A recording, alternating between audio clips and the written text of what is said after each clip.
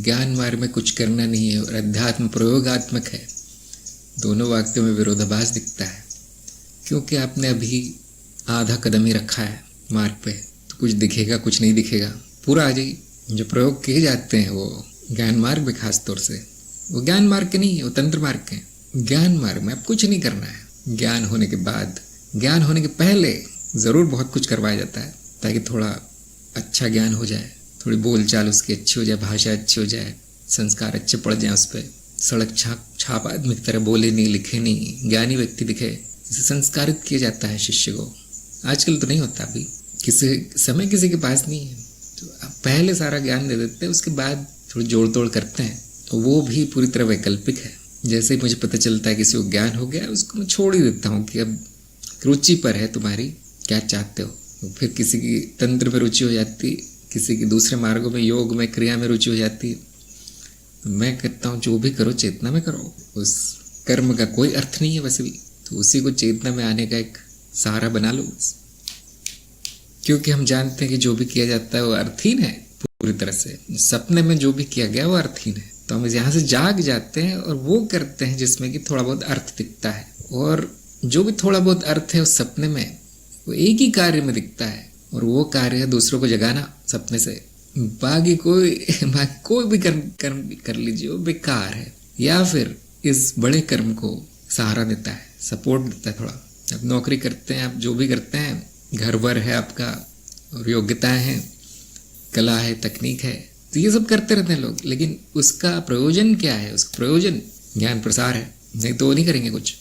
लोग यात्राएं करते हैं हिमालय से कन्याकुमारी तक, कोई विशेष कार्य से लोगों में ज्ञान फैलाने के लिए तरह तरह के प्रपंच करते हैं लोग, मंदिर बना देते हैं, शिवलिंग बना देते हैं, चमत्कार कर देते हैं। ये पूरी तरह अर्थहीन है। वो सब इसीलिए किया जा रहा है ताकि कुछ लोग जिनमें की संभावना है वो इस सपने से जाग सके, और कुछ भी नहीं हो रहा है, पूरी तरह अर्थहीन है। हल धरने का जीवन कई गुना तेज हो जाता है। हाँ, यदि आपके पास दो विकल्प है, या तो शांति से जीवन बिता दीजिए, उसमें कोई बुराई नहीं है शांति से जीवन जीने में, या फिर अपना कार्य करते रहिए, जो भी छोटा मोटा आप कर रहे हैं उसमें व्यस्त रहिए ज्ञान प्रसार में। बाकी सारे कार्य जो भी मनुष्य करता है फिर वो उसको समर्पित है, उसकी सेवा में है, ज्ञान की सेवा में। तो ऐसा मेरे साथ हो चुका है, और मैं जितना भी चाहूँ कि सब छोड़ छाड़ के शांति से आराम से रहूँ, ऐश करूँ, 2-3 दिन बाद वापस आ जाता हूँ।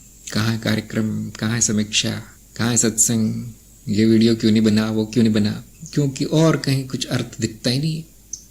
वंदना ने कहा प्रयोग तो अज्ञान दूर करने के लिए, वो तो चरण 4 वाले प्रयोग जो हैं माया का ज्ञान लेने के लिए है, माया का स्वाद चखने के लिए कि माया कैसी है, स्मृति कैसी है, ये सपना कैसा है। जब साक्षात दिख जाता है तो संतुष्टि मिलती है। जिनको अभी दिख गया सपना उनको वो सब नहीं करना है, जिनको अभी ज्ञान हो गया उनको कोई प्रयोग नहीं करना है।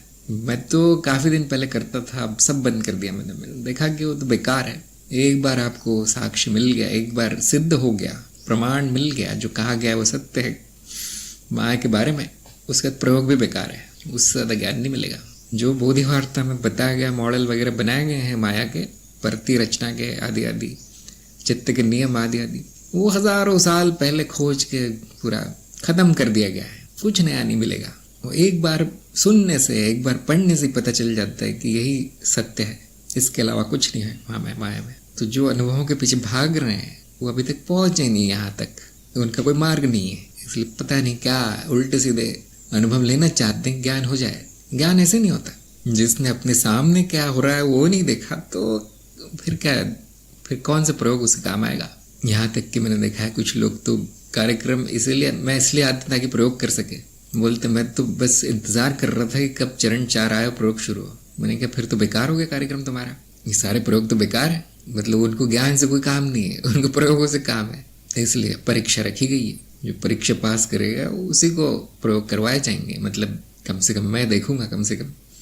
बाकी तो लोग स्वतंत्र है, जो चाहे करने के लिए अपना अपना करते रहते हैं, लेकिन वो अर्थहीन है, बेकार है, समय नष्ट होगा उसमें। जो शुद्ध ज्ञान मार्ग है उसमें तो बुद्धि का भी प्रयोग नहीं करना पड़ता, ज़्यादा इतना ही देखना पड़ता है कि बुद्धि में अशुद्धियाँ हैं, बस गुरु इतना ही संकेत करता है कि देखो ये गलत सोच रहे हो, ये गलत मान्यता है, उतना ही करना पड़ता है। बाकी वो चित्त अपने आप कर लेता है जो करना है।